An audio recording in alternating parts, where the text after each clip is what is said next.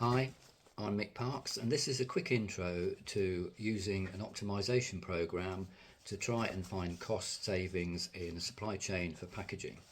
This example is about tea bags. This pack is a current sized 40 bag carton. The tea bags are usually in a little plastic bag that's branded. I've taken them out there because I don't want to endorse or show the brand. There are 61 billion tea bags in the UK. That's 61 with 9 zeros after it. A lot of tea. So this little carton actually has got quite a bit of space at the top back here. So if you reduce the carton size by a centimetre, what happens? And using software that I'm going to show you now can actually give you an indication of how much you can actually save. So it gives you sort of reports like this, which tells you the figure it's got at the moment, and then the new figure, and the pallet layout, etc. In this instance, believe it or not, it could actually get 30% more of these smaller cartons on the pallet than you could before. So there are issues, of course, to bear in mind about production of these smaller cartons in terms of being filled with the bags.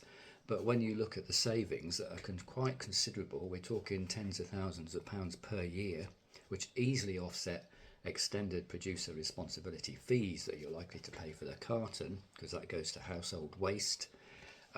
It's an easy look to see if you can actually change the size of the carton and therefore get a successful cost saving and add in more to your bottom line, basically. So this program I'm going to use is called Stack Builder. There are others available, but I just choose to use that, and I'm just going to give you a short demo about how I did it, not necessarily in depth how to use Stack Builder, but what the results were. Here we have got the program that we use to investigate possible changes to primary packs. In this case, this is the tea cartons. Each little carton has 40 tea bags in it. This is the current load as an example, and over here we can see we've got 1,092 little tea bag cartons on this pallet load, and 182 shippers. Quite a good load. And then we've also put in the inside size of the shipper, the outside size of the tea cart, and all that sort of stuff, but this is just a quick demo of the results really. And for the new pack, this is the new pack's load. Over here you can see we've got 1,440 tea cartons and 240 shippers, which is 30% more tea cartons over and above the current example that they may be using. This is a really useful program. It tells you what the patterns are, it shows you all the figures that you need.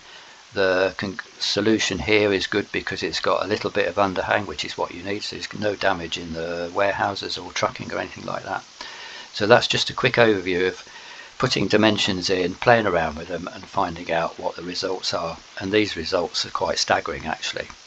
So thanks for watching, and in a second you'll see some figures that I put together on an Excel sheet.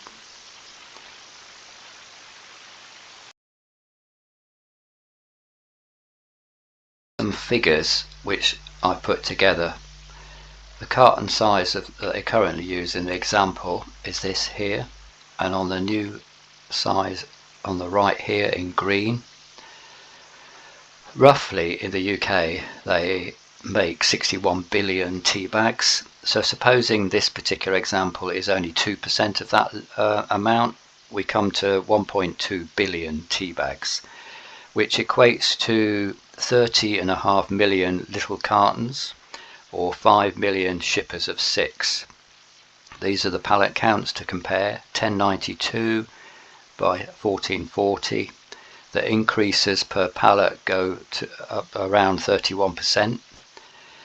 The number of pallets and shippers that we need for that 1.2 billion is roughly, shippers wise, is 27,900, compared with the new size, which comes down to 21.1 thousand, about a 24% decrease in pallet usage. Then if you start looking at warehouse cost savings, which this is only a guess because we don't really know exactly the warehouse costs, true warehouse costs for tea bag storage. But these are examples. These are typical sort of per space price per pallet in a warehouse, their own warehouse or a rental warehouse. £40 a year per space, £52 a year. It's a guess, but just to show you the figures, the savings here are £270,000 in your own warehouse and £350,000 because you're using those less pallet spaces. That's a huge amount, 24% decrease basically. Also, this means that you can have less pallet truck movements, less truck space, less CO2, less stretch wrap, that's a lot, and slightly less carton size as well. It's about 7.5% less weight in fibre. So your EPR costs would be saving around 8.6%, just about. So you'd pay a fee of £11,000 instead of whatever that is.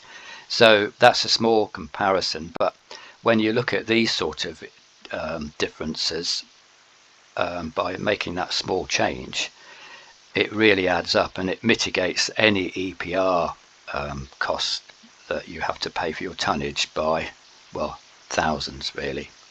So that's how we do it basically. It's all about going into a warehouse, seeing where you could save money, speaking to people, observing, watching what people do, just taking in a general thing and having a look at a few SKUs that might give you options to reduce cost. Usually if you look at the top 20% of SKUs, that will give you about 80% of the chance of saving money. So thanks for watching this. Ask any questions on my comments or just directly email me. Thanks for watching.